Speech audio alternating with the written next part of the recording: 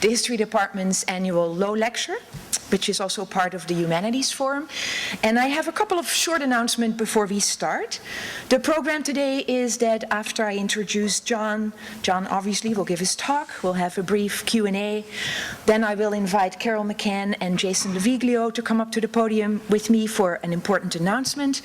And then we will invite President Hrabowski to say a few words and lead us, no doubt, in a number of rounds of rousing applause. After which we will repair to the hallway and the black box for a reception. My second announcement is that at the reception and outside, in fact, you will have seen baskets with cards and pens. We ask you that you please use them to write John a message or a wish or a memory about him. We will in the end collect all those cards and present them to him at some later date. And thirdly, I want to give a very quick thanks to a number of people who have worked very hard to make today's event special, especially Sandy Campbell, Chelsea Williams, Sandra Dija, Lisa Utchkin, Caroline Mulcahy, Dan Ritchell, Kathy Odell, Carol McCann, Jason Leviglio, Carla Eisen, and Faye Adams. Let this also, yes, please, sorry.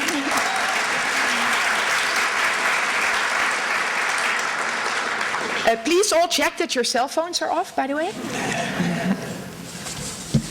So welcome again, and I want to make a special welcome, of course, for John and Renata and their children, Martha and Bill and their spouses, and Chris, grandson, who came in an orange shirt because of the Dutch coronation yesterday. I also want to welcome two of John's four, count them, four sisters, Virginia from Florida and Trudy from Tennessee, as well as, of course, President Hrabowski, Provost Rouse, all of the staff, faculty, students, former and current, who have come, and friends, who have come from near and far, some from very far, like Rebecca Böhling, who came all the way from Germany, to learn about American political history and John's trajectory in it, as well as to celebrate John's extraordinary leadership at UMBC.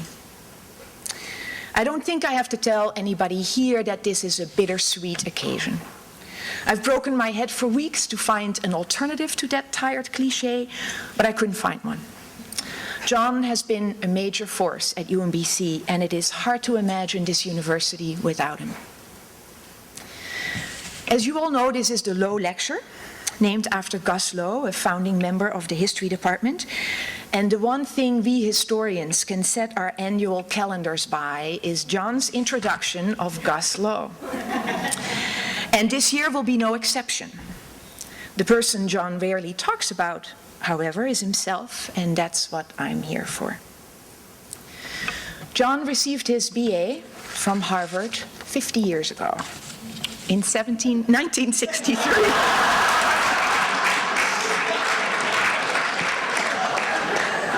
I'm an 18th century historian, what can I say?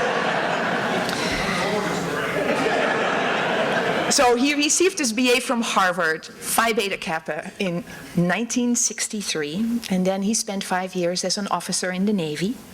And he returned to school in 1968 and received his PhD from Yale in American history in 1973.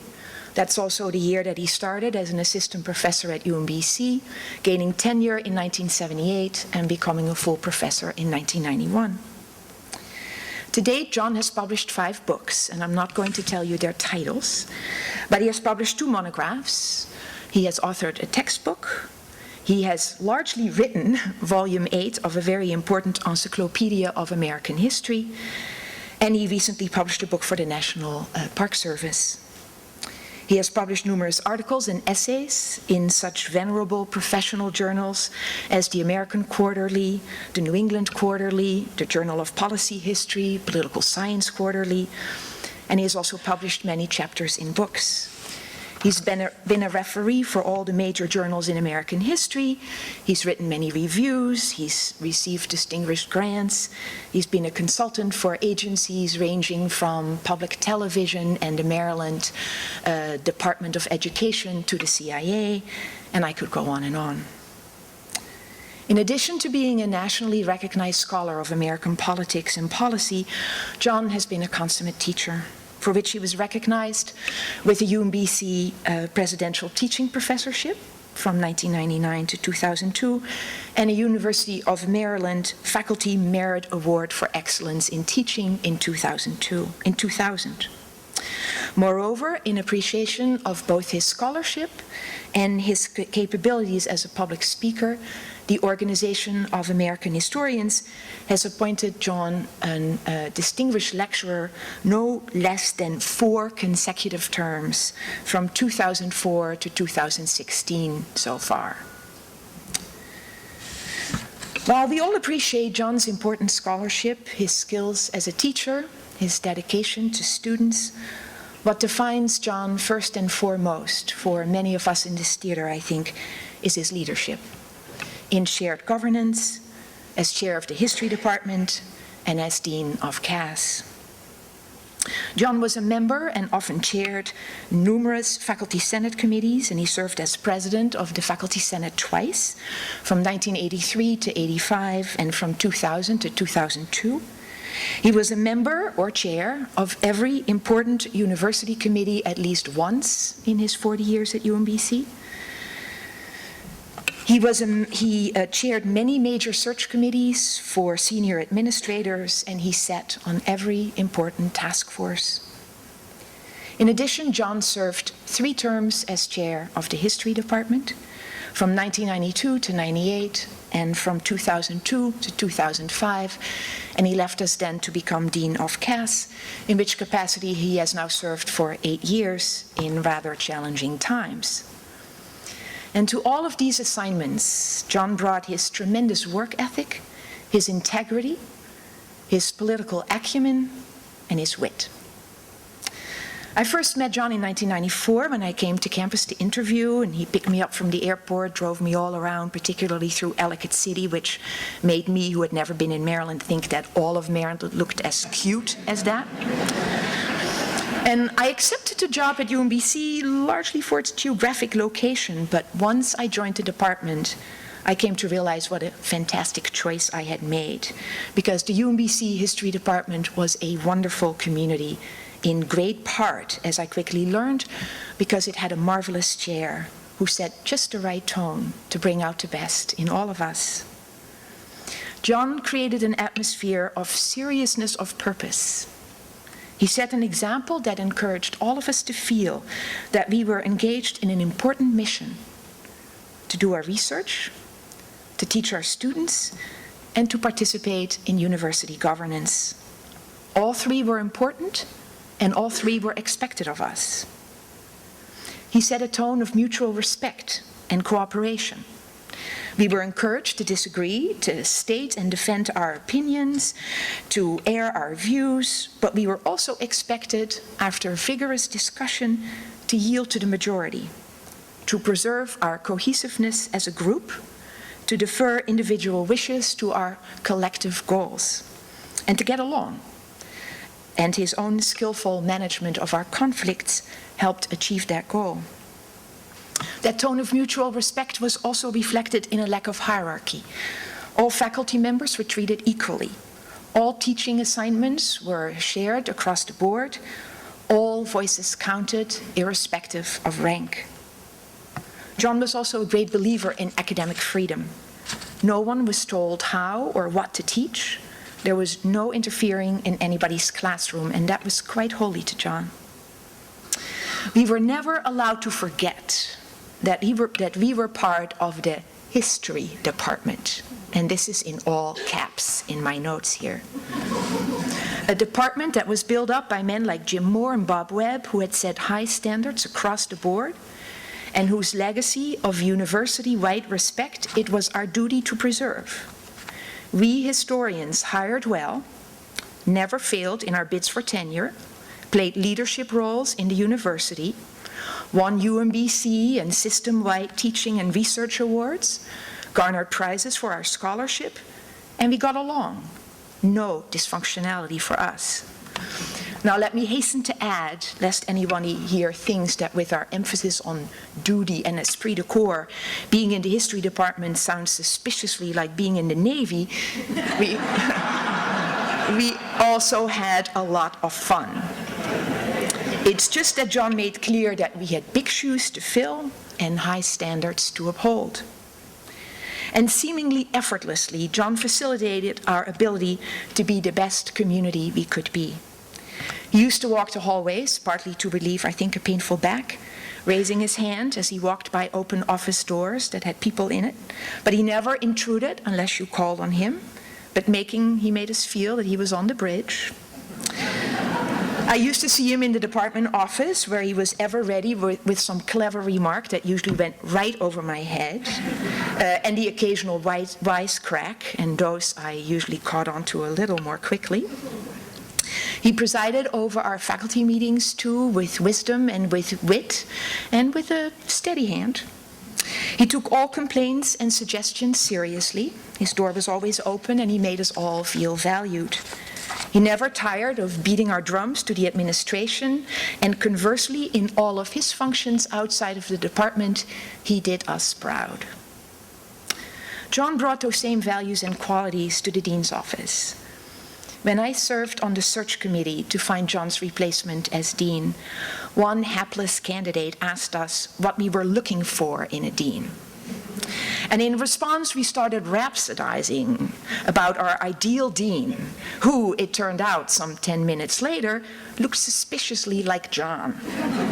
So much so, in fact, that poor Leslie Morgan, the head of the search committee, behind the candidate's back, was indicating to us that this was not the way to recruit. But I was struck by just how widespread was our agreement on what a great dean John has been and still is. And it sounded a lot like what made him a great chair. His fairness and deliberateness that allow him to make hard decisions and then stand behind them. His transparency, especially around budgeting and hiring, which has gained him our trust. His respect for the opinions of others, which makes it safe to challenge him because you know he will not hold a grudge. His persuasiveness and political insights, which allow him to represent our college effectively, and the uncanny ability to know when not to take things too seriously. These qualities add up to a leadership style that I hear people characterize over and over as John's gravitas. And I wish I could bottle that stuff, because I now preside over faculty meetings that are decidedly less dignified than when John was in charge, when my colleagues, using their outside voices, make it impossible for me to even be heard. All kidding aside, John has set an example at UMBC as a professor, as a chair, as a dean, as a citizen, that I try to emulate every day. Not yet with much success, but almost daily I find myself thinking, what would John do? What would John say? What questions would John ask? And therein, I think, lies John's greatest legacy. He has created, in some 40 years at UMBC, an infrastructure of values and practices that those of us who have had the privilege and the pleasure of working with him will do our utmost to live by and strengthen in the future. Please join me in welcoming Dean John Jeffries, who will speak on A Life in History, Reflections on Studying Politics and Policy in 20th Century America.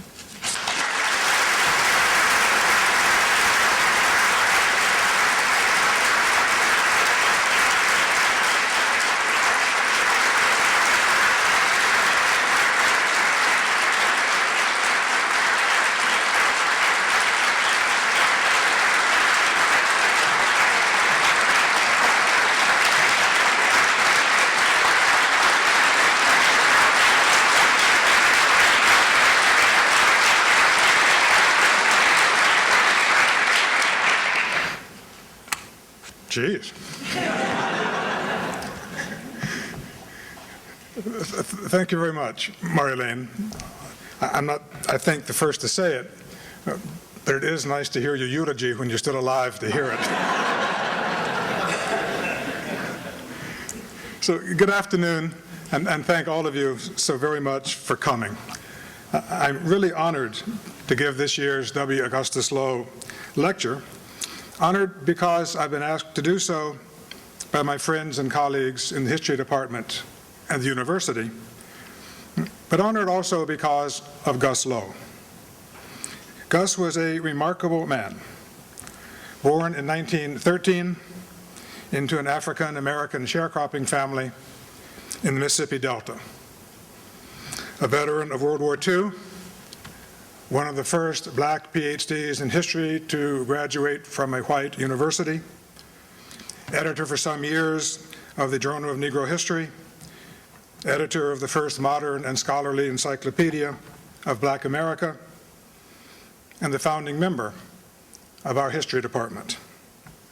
Like Gus, I was born in Mississippi, but born during the war in which Gus fought, and born white in north-central Mississippi into a professional family,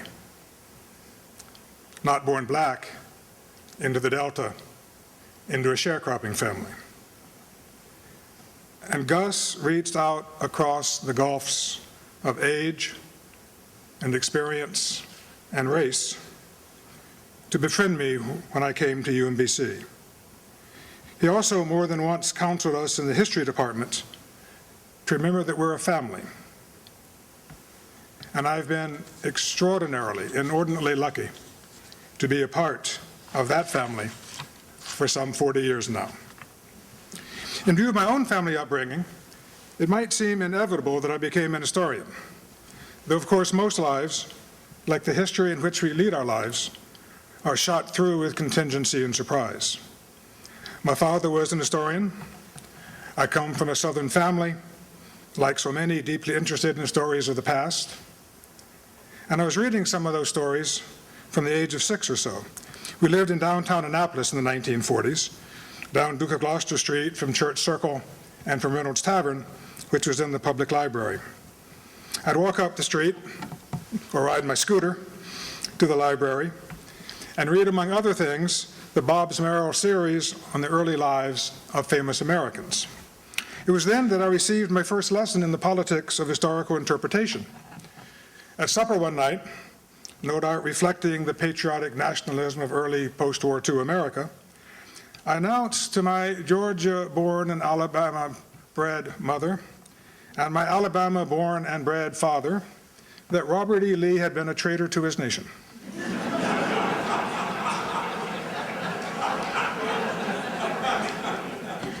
Lee had, after all, abandoned his commission in the U.S. Army and joined the rebellion against the United States.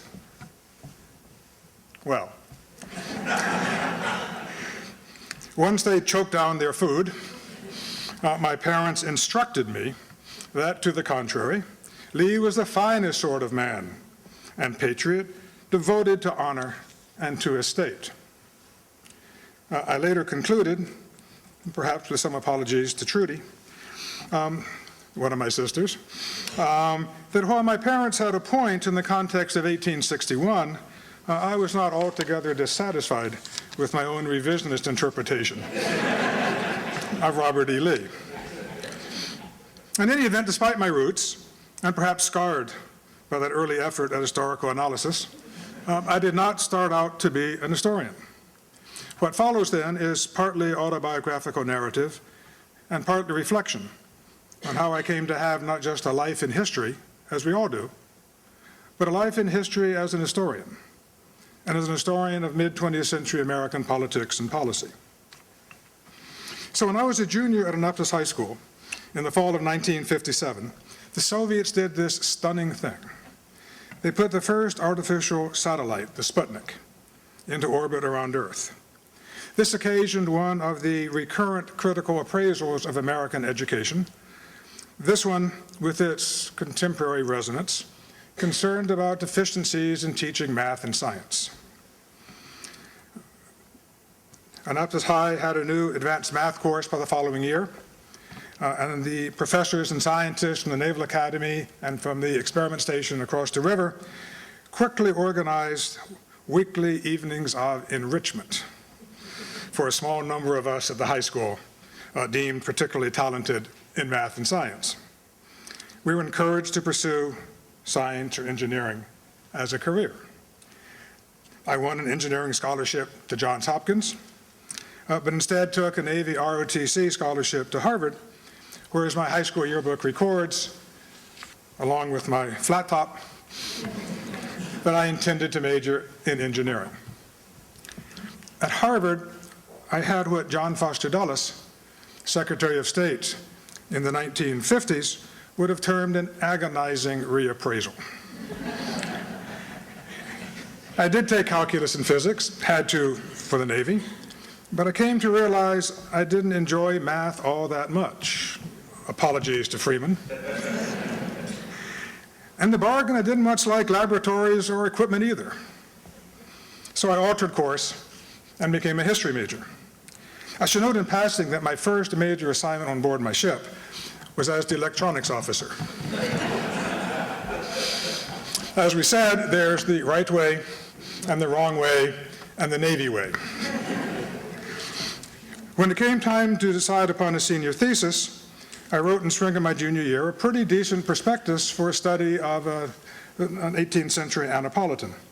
I figured that I would do the brunt of the research in Annapolis during the summer, leaving more time as a senior for other pursuits. Well, a midshipman cruise took up nearly 2 months of the summer.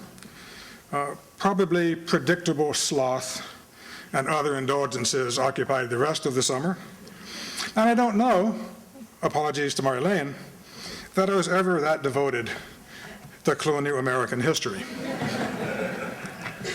I wound up writing my thesis on Massachusetts Senator David I. Walsh as the isolationist chair of the Senate Naval Affairs Committee in the years down to World War II.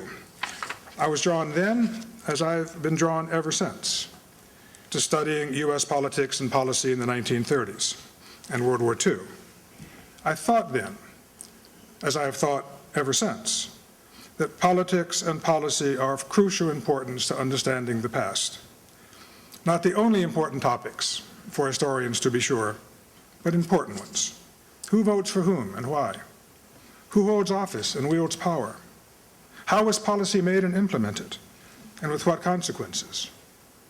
Or, appropriately enough, for a May Day talk, as the Marxist historian Eugene Genovese put it in urging the importance of political history, who rides whom and how? With little option, I then bravely persevered in researching my senior thesis, despite getting up too many Saturday mornings at the ungodly hour of 6 a.m., taking the subway downtown to Boston, walking across the Common to the bus station, taking the bus out to Worcester, making the long walk from the bus station in Worcester up to the Holy Cross College Library, so that I could put in a full day with the Walsh papers. There were days, Marlene, that I wished I'd done that research over the summer and done a little more colonial history than I wound up doing. I left college thinking that I might well return to graduate school in history, or go to law school, or find employment somewhere. I didn't think I'd spend a career in the Navy, but my future was uncharted, indeed not intensely examined, since I owed the next 4 years to the Navy. Ultimately, I spent 5 years in the Navy. My experiences as a naval officer were important ones and rewarding ones. There are also at times frustrating and distressing ones, all of which helped me learn some important things about myself. And during that time, I also spent a good deal of my off-duty time reading late 19th and early 20th century Russian, English, and American novels. I went to Navy Justice School, a sort of mini law school for shipboard legal officers that convinced me I didn't want to be a lawyer. Partly and somewhat naively, because I thought I wanted to get at the truth of things, and not just to win cases. Married Renata, 50 wonderful years next June, and we had our first child during my 2 years running a communications center in the Philippines across the South China Sea from the miserable war in Vietnam. Concluded that I did, after all, want to be an historian. And the spring of 1968, somewhat to my surprise, elected to attend Yale rather than Harvard, in large part because of a more generous fellowship offer, a wise choice for other than financial reasons, because Yale's history program was and is better than Harvard's.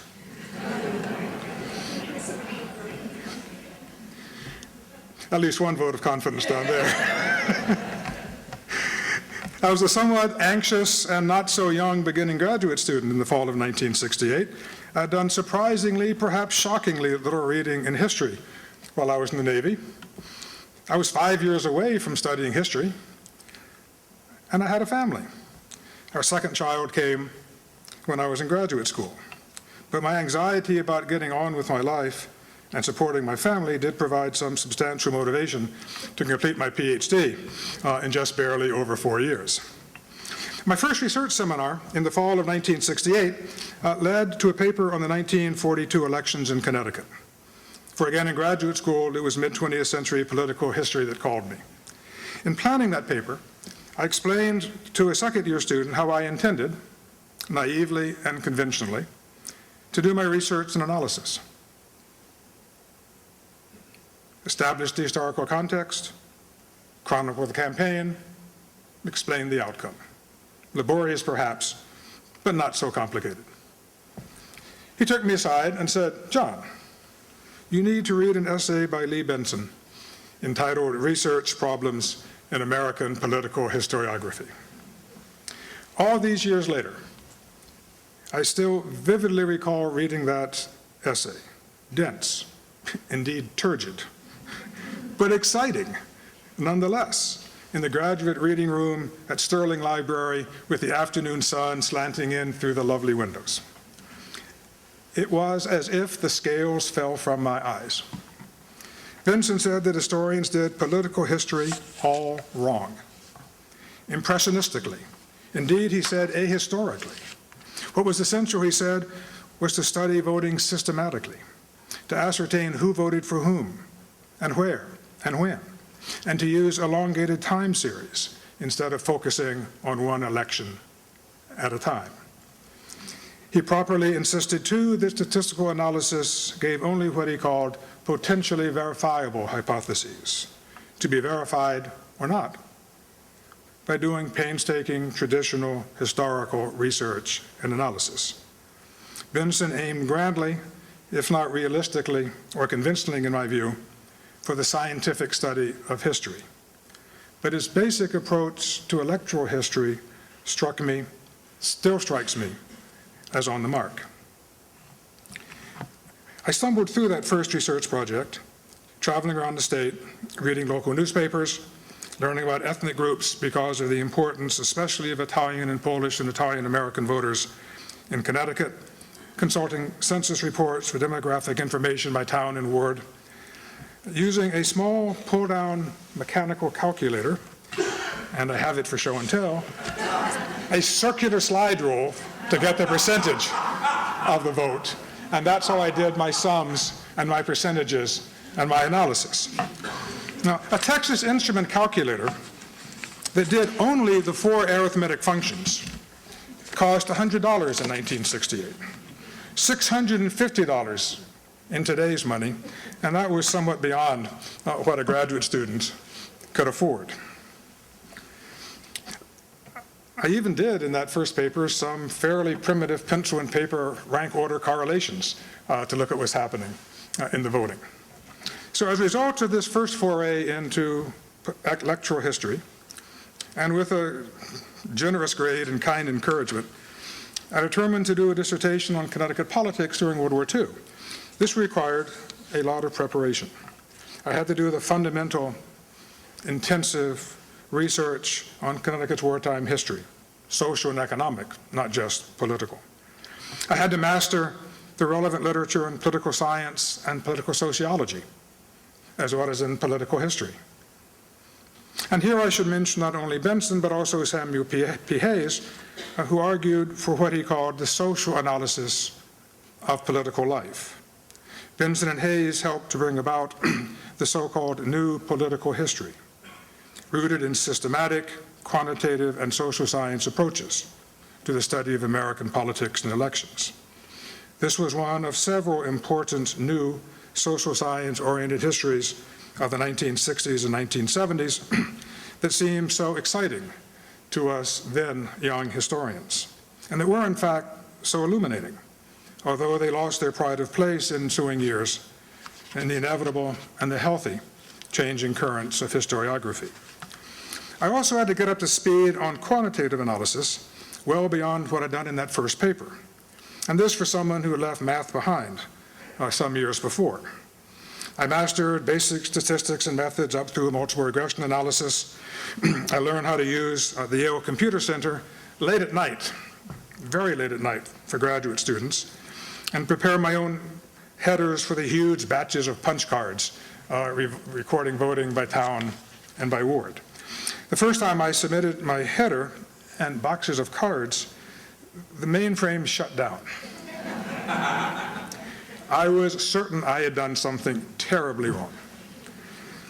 I nervously kept quiet, volunteering nothing, and was vastly relieved to learn the crash had nothing to do with my headers.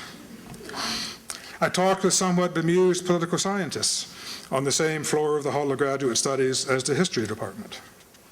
And I had the support of a wonderful mentor, the historian John Morton Blum, who knew next to nothing about statistical analysis, knew much about politics and political culture, who trusted me to find my way, and who gave trenchant and constructive analysis of my own writing. Sadly, John died last year. In researching and writing my dissertation, I entered two historiographical worlds where my research interests have remained ever since. One was the emerging study by the late 1960s of the World War II home front, including the view that the war had been a watershed, a turning point, transforming the nation at home. And I figured that politics could help test that notion.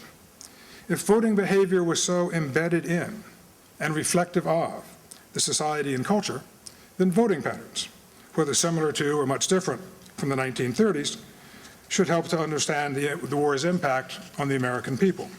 And because it turned out that voting patterns, indeed the discourse of politics, changed surprisingly little in wartime Connecticut, I was driven to question the notion of the war's transformative impact in my dissertation, in the book, Testing the Roosevelt Coalition, that came out of that, and more directly in the subsequent book, Wartime America, and other writings on the home front. My second historiographical world, the one more pertinent to this talk, was political history, broadly the new political history, and specifically in my case, the formation and nature of the Roosevelt or New Deal coalition that made Democrats the majority party in the 1930s and for years and decades to come. It had long been maintained, and quite reasonably, that the Roosevelt coalition was class-based and reflected the impacts of the Depression and the New Deal. And plainly, Democratic strength increased as one went down the socioeconomic ladder.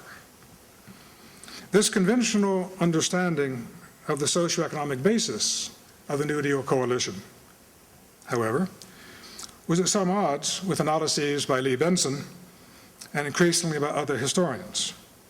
Benson argued against a simplistic economic determinist explanation of voting behavior. Indeed, in his path-breaking and also turgid study, The Concept of Jacksonian Democracy, he argued, and I quote, that at least since the it's my mistake too, at least since the 1820s, ethnic and religious differences have tended to be relatively the most important sources of political differences. Benson's work was thus instrumental in the emergence of the ethnocultural, i.e. religion, ethnicity, race, the ethnocultural interpretation of American electoral history that was central to the new political history. And this view of the importance of ethnocultural attachments and antagonisms became prominent in explaining the emergence of the majority Democratic coalition of the 1930s. A number of historians and political scientists helped produce the argument that the 1928 election had been a critical election triggering the political realignment of the 1930s. In this interpretation, the campaign of the Democratic nominee Alfred E. Smith of Irish stock and the first Roman Catholic nominee for president further polarized the electorate along ethnocultural lines and led to huge democratic surges among urban, ethnic, and Catholic voters, including many women from those groups, voting for the first time. Smith was crushed by Herbert Hoover, mostly because of prosperity and the Republicans' then normal majority status, but a number of scholars came to see an Al Smith revolution that laid the groundwork for the Roosevelt coalition of the 1930s. For me then to understand the impact of World War II on voting patterns, I had to understand the formation and composition of the state's Roosevelt coalition that had wrenched Connecticut from its traditional Republican moorings in the 1930s. And since historians, as the line in Gatsby goes, are borne back ceaselessly into the past, and since I'd been Vincentized, I realized that to understand Connecticut voting in the 1940s and the changes that came in the 1930s, I had to go back to the 1920s and even before that. And in Connecticut, too, it turned out the 1928 election was one of these elections polarizing the electorate with big Democratic gains in urban and ethnic constituencies. But how central was ethnocultural voting to the realignment and voting patterns of the Depression era of the 1930s? To put the question simply, really too simply, did the state's Italian workers, for example, vote Democratic in the 1930s because they were Italian, mobilized by Smith, courted by the more diverse Democratic Party, or because they were working class, devastated by the Depression and buoyed by Roosevelt and the New Deal? And the obvious interrelationship between class and ethnicity complicates this problem. But multiple regression analysis and my favorite friends, my scatter plots, were helpful, and analysis of Connecticut voting indicated that in general, ethnicity and class had roughly equal and independent effects on how people voted. Also helpful, I must emphasize, were the analyses of political operatives and reporters found in archives and newspapers, which was likely to identify areas of voters and blocks of voters by ethnicity and religion as by class or occupation or income. Like others, then, I came to see a realignment period, including the elections of 1928, as well as those of 1932 and 1936. And since World War II brought both new economic circumstances, prosperity, a new salience of foreign policy, and new and disparate concerns for immigrant groups and others, the war brought the first testing of the Roosevelt coalition forwards in the Depression with a much different array of concerns and issues. Importantly, I thought, the wartime elections brought the first evidence of the durability of the Roosevelt coalition, as it did also of the New Deal itself, as I would write in subsequent articles and books. In recent decades, the new political history and its focus on ethnocultural voting and cyclical electoral realignments has fallen on hard times. Changes in the interests of historians towards social history are part of the reason. But political historians themselves have provided telling methodological criticisms of the new political history and its study of voting patterns and realignment eras. The critical election model has not been helped by the lack of a dramatic realigning period since the 1930s, though there have been secular changes amounting to realignment of sorts. The ethnocultural interpretation was not helped by the inconvenient truth that the two most dramatic realignments central to the model, those the 1890s and 1930s, took place during the two worst depressions in American history. In retrospect, then, I think that not I alone, somewhat overstated the case for the Al Smith Revolution of 1928 as a key to the 1930s. But I don't think, I'll stick to my guns to some degree, I don't think that I and we were wrong in pointing to the importance, if not always the centrality, of ethnocultural voting. For support here, I point not only to the past, but also to the present, including the most recent presidential election, which demonstrated the importance of both the class and the ethnocultural basis of voting. The strong democratic vote among African Americans, Hispanic Latino Americans, and Asian Americans, the strong Republican vote in Scots-Irish Appalachia, and among white evangelical Protestants reflected contemporary ethnocultural and ethno-religious attachments and antagonisms. In any event, in addition to the methodological and empirical criticisms of the new political history, there's another problem with it. It looked essentially at the input side of politics, voting, and little at the crucial output side of politics, policy. I somewhat overstate the case, since some of the realignment literature paid attention to issues in policy change. But the criticism was well-grounded. What is the connection, if any, between voting and policy? Indeed, how is policy made? And what were the roles of elected officials, political elites, and the institutions of government? Critics had an altogether legitimate, indeed a fundamental complaint. As one put it, the new political history, with its social analysis of political life, seemed to make politics just a branch of social history. And in fact, the need to explain voting patterns led me to learn much social history, and then to teaching a course here at UMBC on ethnic and racial groups. The demographic analysis of voting behavior, indeed, paid too little attention to ideas, to policy, especially to how policy was made and implemented.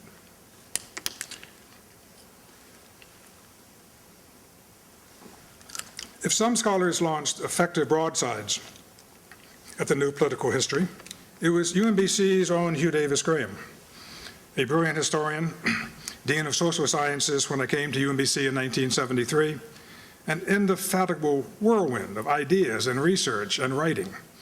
The only person I know who served in both the Marine Corps and the Peace Corps. It was Hugh who, as much as anyone, helped to foster a new policy history.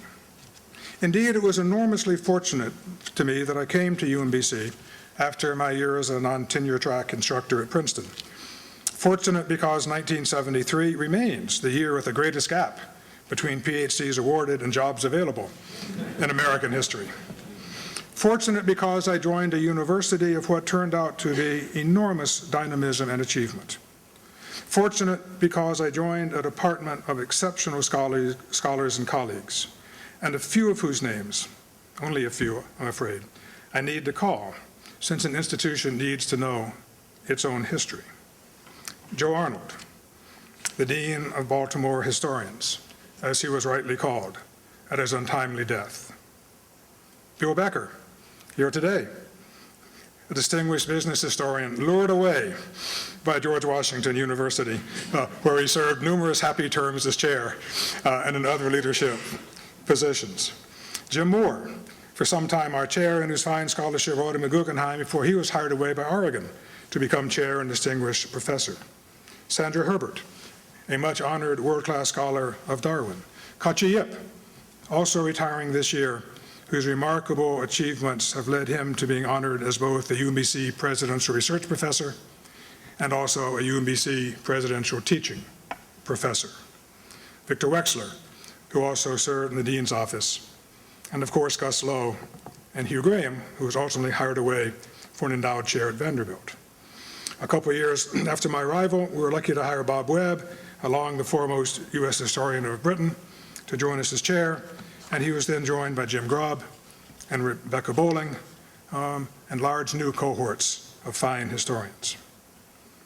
In 1973, ours was also a department where social science history, quantitative history, the new political history were strong. And Hugh Graham, Brad Burke, a brilliant social science historian, and Peter Argersinger, a superb historian of late 19th and early 20th century political history, and with whom I authored an essay on the new political history, gave me good advice as I worked my dissertation into a book. And for a number of election cycles I gave with Nick Miller, now a professor emeritus of political science, and a 1963 classmate of mine at Harvard, that we first met each other here. We gave UMBC's post-presidential election symposia, although Nick's expertise far exceeded mine in these issues. After publication of Testing the Roosevelt Coalition, I remained in the two different but related historiographical worlds of the World War II home front and political history, though now policy history rather than electoral history. Wartime America was one result of that, a book that not only provides a history of the home front, but also examines and questions two enduring understandings of the home front experience, that the war was the good war, that the war had a transformative impact on American life. The other salient was to study economic and social policy making, beginning with the 1937-38 recession down to the end of the war years and the Employment Act of 1946.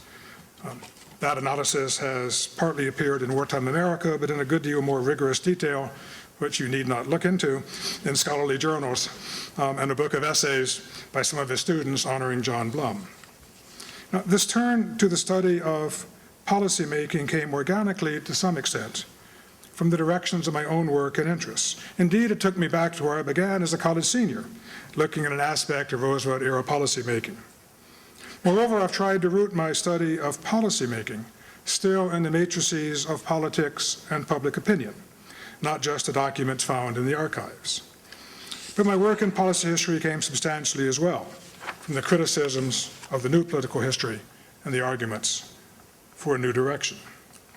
My work in policy history has taken me from the late 1930s and the causes and the policy and political consequences of the 1937-38 recession through the war years and the triumph, at least for a long spell, of the Keynesians in framing economic and social policy, and the emergence by FDR's third term of what I called the New Deal in one article.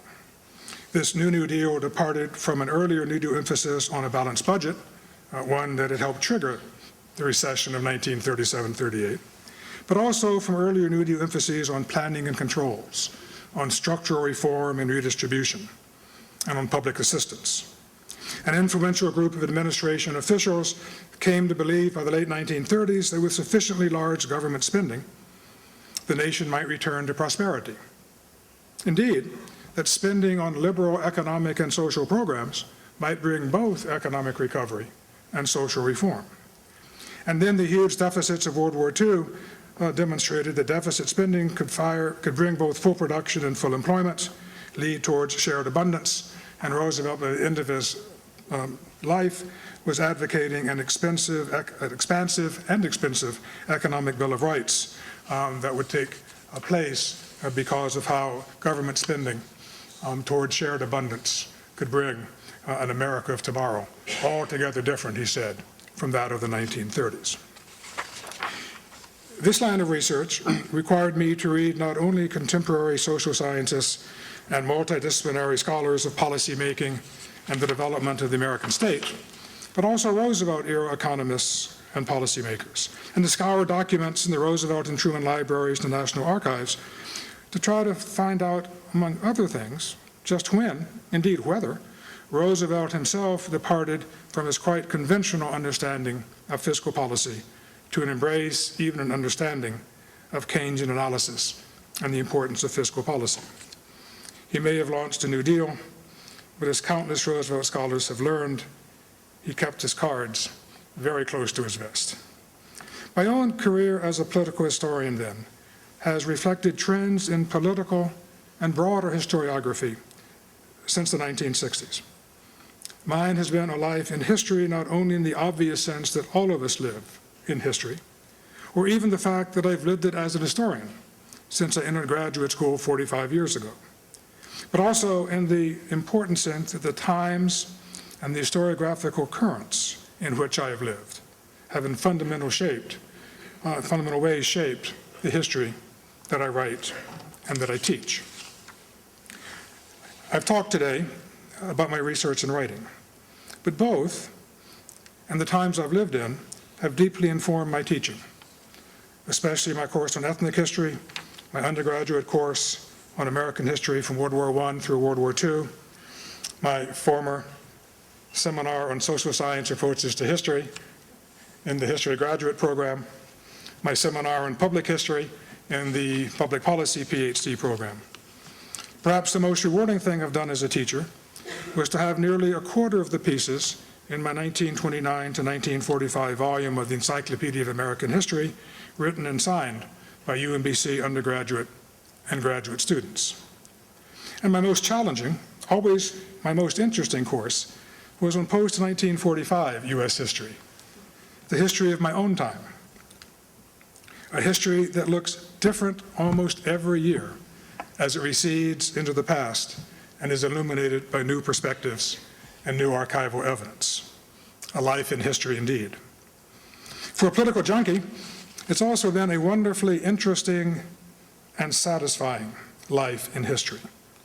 All the more when one can do research in the Roosevelt Library, located above the Hudson in Hyde Park, New York, looking out from the reading room over the lawn to the Albany Post Road and trying to make sense of the politics and policy of the Roosevelt era.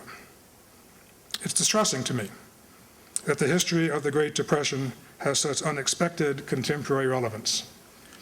Distressing, too, that the long, salutary, and instructive history of Roosevelt-era regulatory, economic, and social policy has been too much ignored, even misunderstood, often cast aside in recent America. But it has been endlessly interesting and great fun to explore electoral history and the formation of economic and social policy.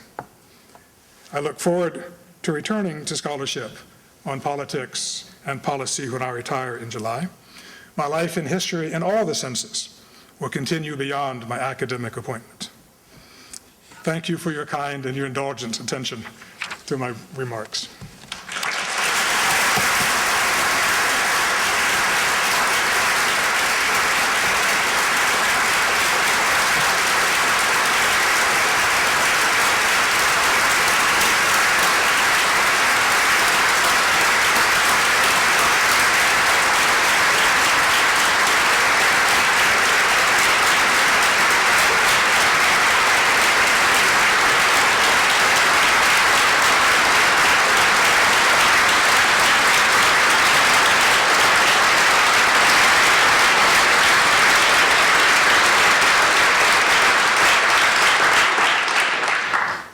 Thank you. Wonderfully generous of you. I think that we have time for about 5 minutes of questions, if anybody has a question for John. That would be easy questions? John,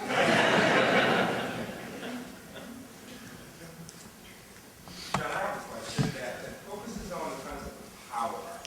You've studied politics and policy, Roosevelt and the other leaders. When you think about where people gain their sense of power, Roosevelt, Johnson, over the years, differences based on backgrounds. Give us any thoughts you have about this notion in the American history of leaders and power as related to character. Now, I have this question for the benefit of both our students and for ourselves. I would not be among those who say there's an inverse relationship between character and political power.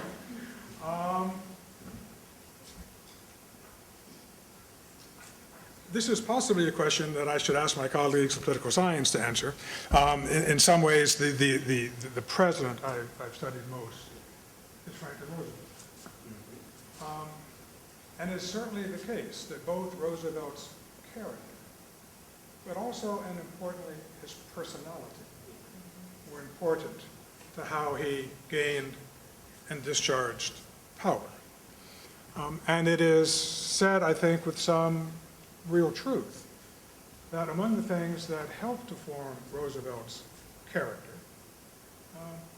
were his bout with polio, from which he never recovered, and made him understand in a different way from many that there are a variety of handicaps and challenges to Americans, and to his wife, Eleanor Roosevelt, who was in many ways his conscience, and who got around the country and was often his eyes and his ears as well, reporting back. But Roosevelt came to the presidency with a career in politics. He came from the a well-off Roosevelt family of New York, but from the Democratic branch of that family.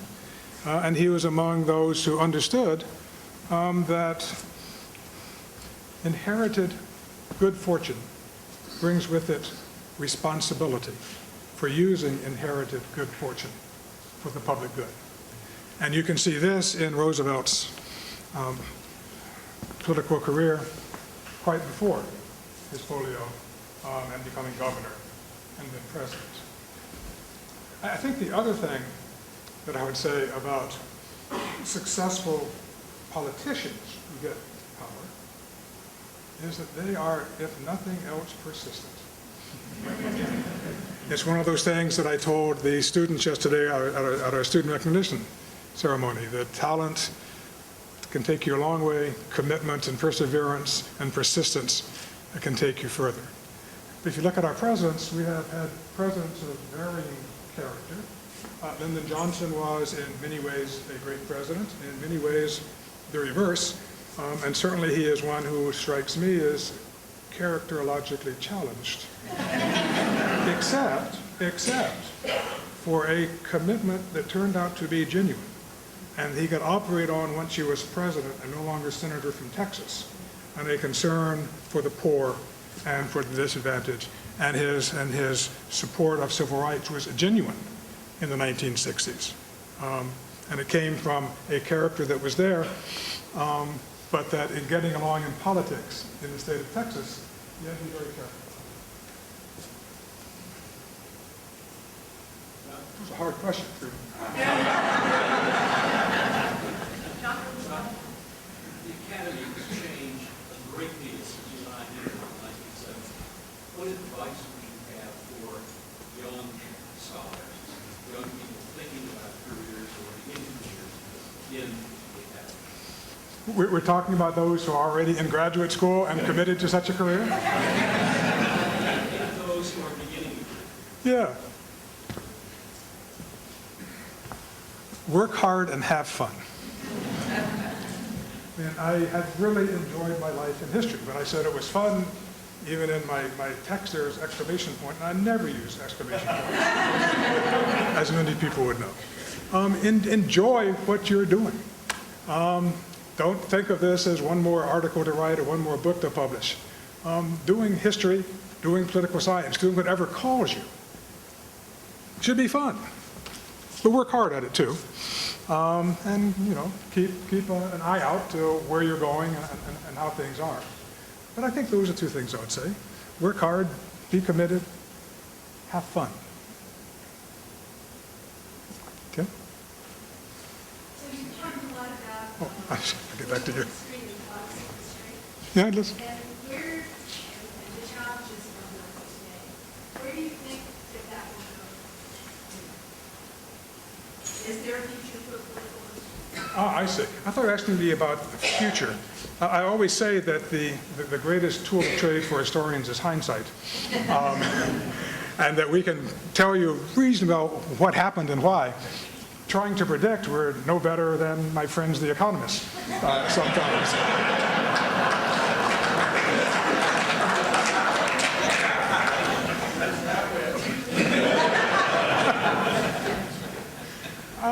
Yeah, there's a future of political history. But it's not going to be the new political history that I came up in. It's not going to be exactly the political history, policy history we have right now. But there's a real future for it. I mean, it really does important to know who writes whom and how. The policies and politics we have in whatever kind of a government or state are of fundamental importance to what people do, how they live, what their opportunities are, what their chances are. So I have no worries about the future of political history. As I said earlier, it is a healthy thing for our profession that interests change, questions change, approaches change. It keeps the discipline lively, and it leads to new understandings. So I'm confident about the future of political history. Tim, you had something? Can you give us your experienced perspective on the growth and progress of UMBC, what you have seen as a faculty member and a leader here as some of the pivotal changes that have brought us to where we are today and where we want to go? One big change is I look much older in the mirror. And I'd have to say to some of my colleagues.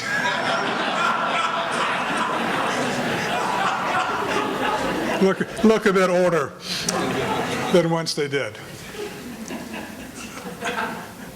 I think the thing that has been consistent about UMBC, it is certainly consistent in the department that I've been so lucky to have been my home for these 40 years, is ambition. An ambition to be something not only really good, but as we began, something different. And we've not been cowed, even when perhaps we should have been more daunted than we were by one thing or another. And that's not a change, that's a consistency. Now you should know that in my own, I'll come back to, in my own work in World War II and other things, I tend to stress continuity. Van Woodward, the great historian, one of the great historians of the 20th century, and who read some of my things, he's at Yale then, used to sort of sniff at what he called the continuitarians, who didn't understand that history was all about change and rapid change. As a historian of the South, he was probably more alive to change because of the changes in Southern history. But I am kind of a continuitarian, so part of my answer is to look at what seems to me to have been consistent and important about UMBC. The other really big change is partly physical and partly organizational. When I got here in 1973, there weren't many buildings. There were a few sticks called trees. There's a lot of mud. And I had come from, the last two places I'd been had been in New Haven and in Princeton, rather different kind of architecture, rather different kind of ambience. I still have to look around sometimes and persuade myself, which is true, this is a lovely campus now. But there's a received image. But it's not just how many more buildings there are and how much better it looks.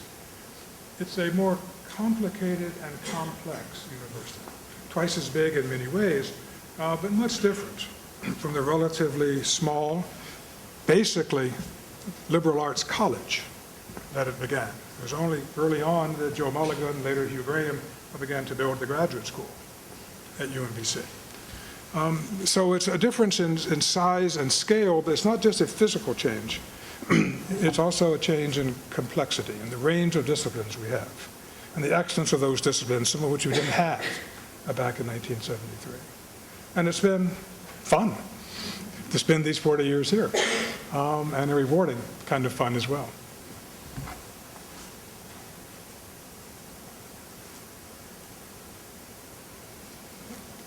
All right. Well, thank you. I would like to call Carol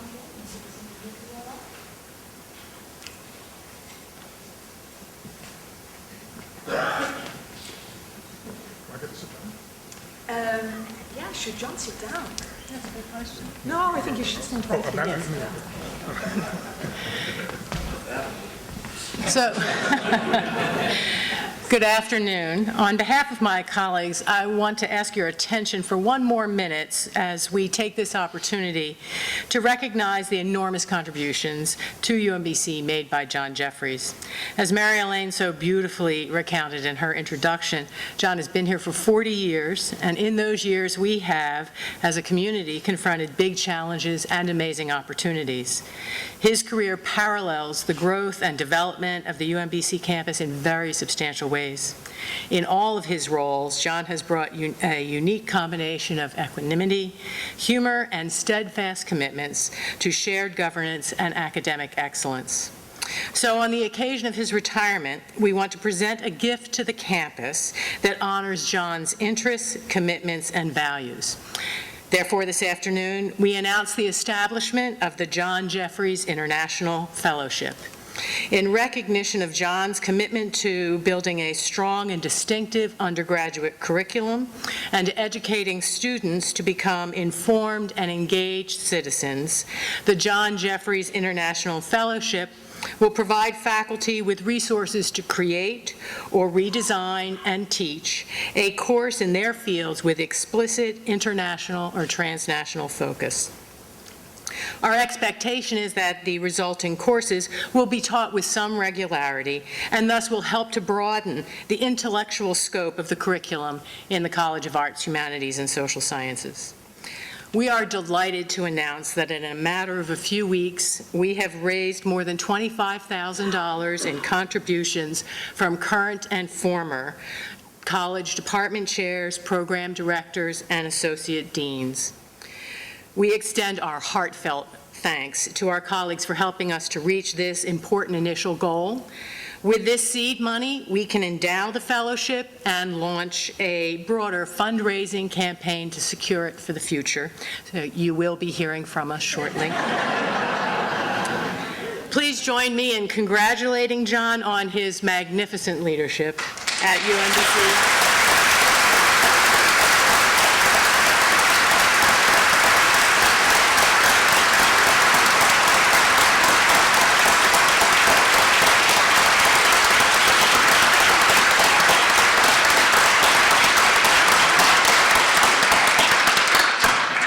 And now I'd like to turn the podium over to our president, Freeman Hrabowski.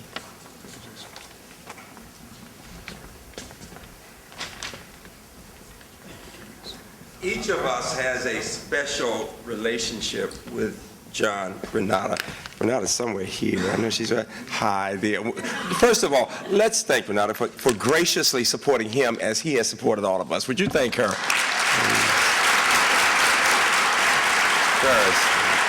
Very nice. John, I'm sure your sisters and your sons and others all have special relationships with you, but the members of the history department, our colleagues throughout arts, humanities, social sciences, people who've retired, who are back from the sciences and math to the humanities and social sciences, all of us have, each of us would say we have a special relationship with John Jeffries. He and I have an amazingly wonderful, complicated, interesting, fascinating relationship. I have letters that have been so beautifully written as they have chastised me for 20 years. Sometimes I read them for the beauty of the language sometimes. What one can truthfully say, and Carol McCann would appreciate this from the times when she's been able to zing me also, everything. out of sincere authenticity, though, people have always said what they believed, as they should at UMBC. And what is so amazing to me is that John has never fought, pushed, or done anything for himself. It has always been about ideas, of the strength of arts, humanities, social sciences, the history department during that period, the humanities. I mean, what is so interesting to me is that not once has he said, but this is what I want for myself. I see Ed Orson, I see so many of our retirees there, all of Georgia. What is so amazing, all the colleagues know what I'm saying, that it has never been about himself, but rather about UMBC. And there's several thoughts that I had as we talk. First of all, I am told that Bill Lowe is here, the son of Gus Lowe. Is he somewhere in the audience, somewhere? Someone said, where? Would you give him a hand, please? And his wife, thank you, it's really so nice, Bill, thank you. You need to know that John gave a wonderful statement about your father before you came, and we are all so honored that you're here today, that we stand on his shoulders. It's very special, it really is. This is what I want you to think about. In 1963, it's very interesting, John and I have spent so much time solving problems, and often he has brought up history in those discussions, including the civil rights movement, including what happened in the South. I would love to say we are both sons of the South. I sometimes think of Baltimore more as the upper South. One day we think like people in Philadelphia, the next day like people in Richmond. Since the Civil War, we've been like that. But we know the deep South well. I'm from Birmingham, and he has connections through parents. And when I met his mother, it was such a deep connection from the beginning. It was so special. When I met Renata, I got a sense of his relationships and what it meant. I bring this up because in 1963, this week, I had the privilege of marching with the children in my hometown in Birmingham and spending a week in jail. And so when you said in 1963, graduating from Harvard, I could not have imagined what that meant. I knew what it meant to be in jail, hoping that one day I would have a chance for a better education. It is significant that the charter for this university was established in 1963. That Maryland, as Georgia News history will tell us, was very fortunate in that this university was founded at a time when people of all races could come here and study unlike other institutions that have been founded either for people of one race or another. And from the beginning, faculty who came here believed in that concept. From the 60s, when they first began coming in the late 60s, when he was here, that we wanted to educate people of all races. And I think the evolution, the development of this campus has been symbolic of what has happened in America in this 50-year experiment in which we're saying, how do we bring people from all types of backgrounds together and educate them to be leaders? Now, for me, when I think about policy and politics and power, as I asked, I thought of the word character because when I think of John, I think of the best of character. I've had the privilege in recent weeks of reading 2 books about character, and the historians in the room will appreciate this. One is entitled The Art of Power with Thomas Jefferson, and the recent book, Cairo's new book, I've just finished, on the passage of power, The Art of Power, Thomas Jefferson, and the passage of power, Lyndon Johnson. And in both books, it's very clear that their childhood experiences had a great impact on who they were, on their character, on what they did, what they didn't do, how complicated they were.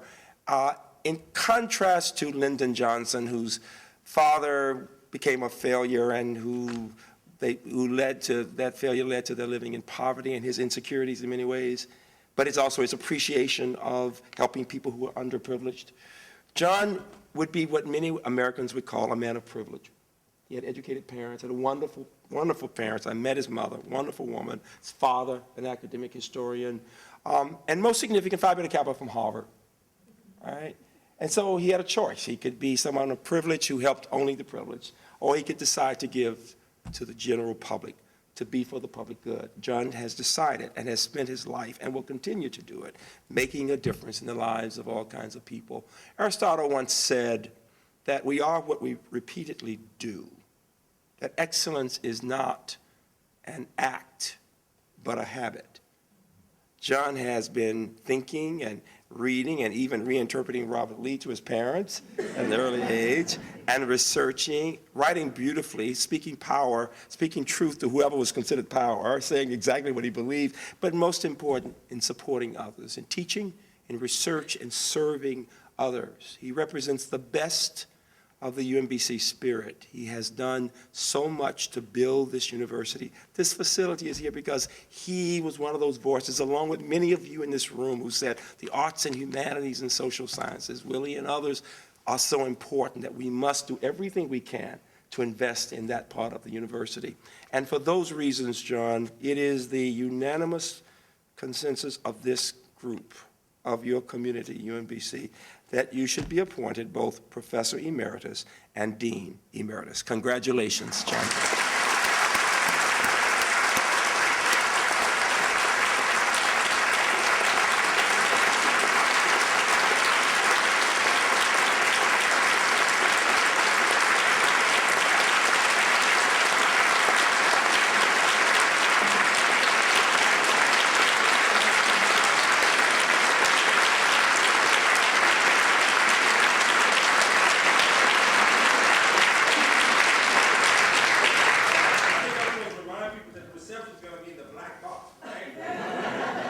It is not only 5 o'clock somewhere, it is 5 o'clock here. So thank you for the generous reception. Thank all of you who contributed to this wonderful fund. Thank Marielaine and Carol and Jason and Freeman for the excessively kind words about me. But we can go to where there's a reception, and I hope to talk with more of you over there. Thank you again.